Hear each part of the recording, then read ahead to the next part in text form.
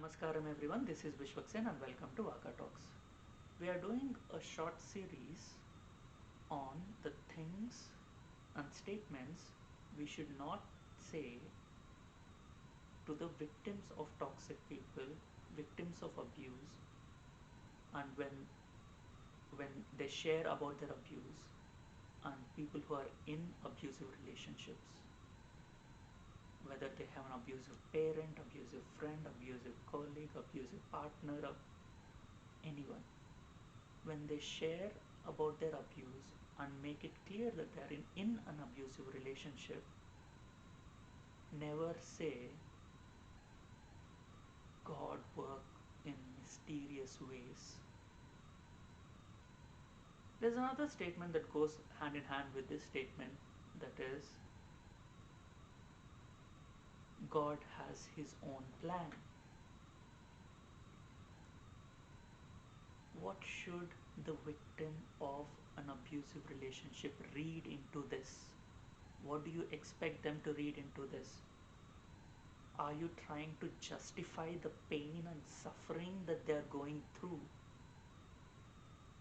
As victims of abusive relationship, we have already gone through gaslighting, demeaning phase, and lose our self-worth in the relationship. We are being manipulated every day. And when someone says that God works in mysterious ways and God has his own plan, what is the plan? Is the plan for me to go through this turmoil, go through this pain and suffering every day? Is this justified? Are you trying to justify the pain and making sure that the victim is being comfortable with the pain? All this statement does is gaslight the victim and manipulate the victim further into teaching themselves to be comfortable with the pain and suffering and lack of respect and invalidation of their feelings every day. And it is a very, very toxic situation that they are in. When someone is not being respected as an individual, forget as a partner, as a child, as a parent, as a friend, as an individual human being, they are not respected as an individual. Their feelings are not being validated. Their pain is not being recognized. Their effort is not being recognized. Their feelings are basically being hurt every day when they are told God has his own plan. God works in mysterious ways.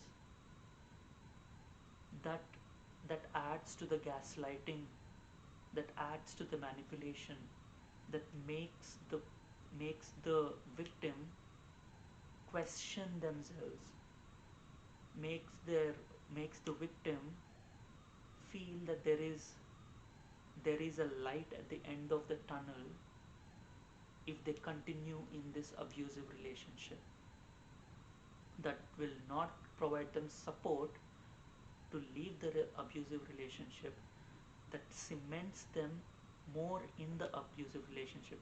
These are the statements that enablers use to ensure that the victim is sucked back into the relationship when they gain the courage and strength to leave it.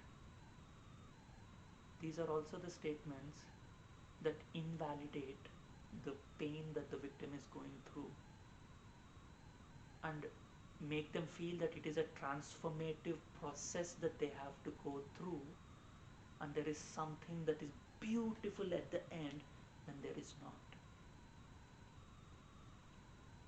This normalization of pain by saying God has a plan that we don't know, makes people hope for for something to come out of this situation that they are in, of this abusive situation that they are in, and it it debilitates them because they are no if they believe in this statement, they stop putting an effort to leave the relationship because they're waiting for something wonderful to happen.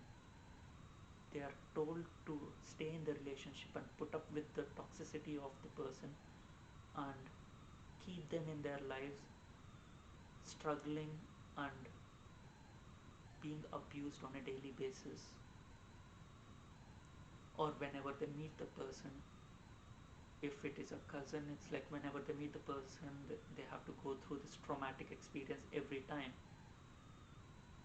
And when you when you tell them that God has a plan for them, they are waiting for the result of their struggle, they are waiting for the result of the pain that they're going through, that usually don't come unless they gather the strength to leave the relationship.